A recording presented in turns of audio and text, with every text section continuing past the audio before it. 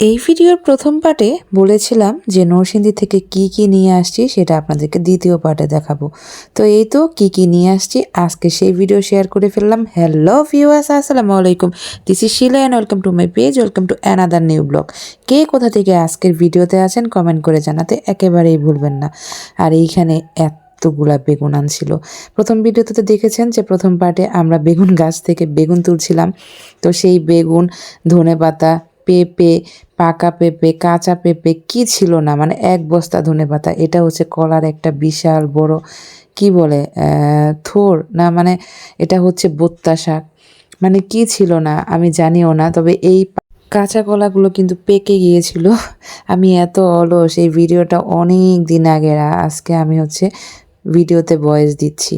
তো এই কলা কিন্তু খেয়েও ফেলছি। আর এগুলো ছিল এতগুলা ফুলকপি, বস্তা ভরা ফুলকপি, মানে যেটাই নিয়ে আসছি বস্তা ভরা। তো আমার আব্বু বলতেছিল যে এই সালাগুলা বস্তাগুলা কি তোমরা নিয়ে গেছিলা নাকি। যাই হোক, দুষ্টামি করতেছিলাম। তো এরকম গ্রাম থেকে ফ্রেশ তাজা ক্ষেত থেকে তুলে আনা সবজির স্বাদ কিন্তু আলাদা।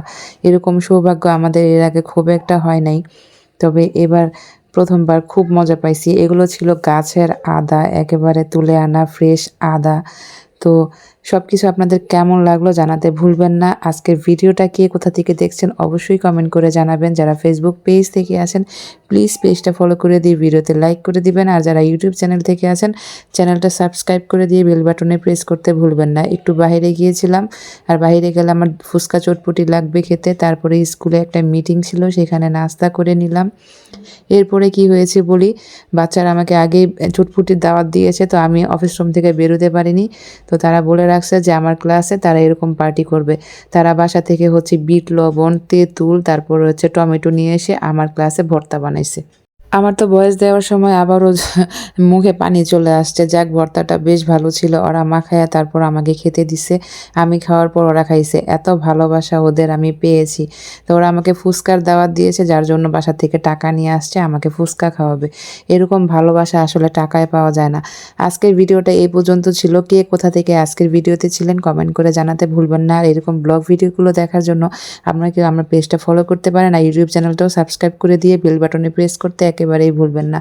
তারপর ওরা এরকম একটা স্টিকার আমার হাতে লাগিয়ে দিয়ে বলছিল যে এটা এখানে লেগে যাবে। ছোটবেলার কথা ঠিক মনে পড়ে গেল আমার। মাঝে মাঝে মনে হয় যে কিছু ভালোবাসা আমাদেরকে ঋণী করে দেয়। তো ভালোবাসা এমনই। তারপর হচ্ছে অবসময় নাস্তা করছিলাম।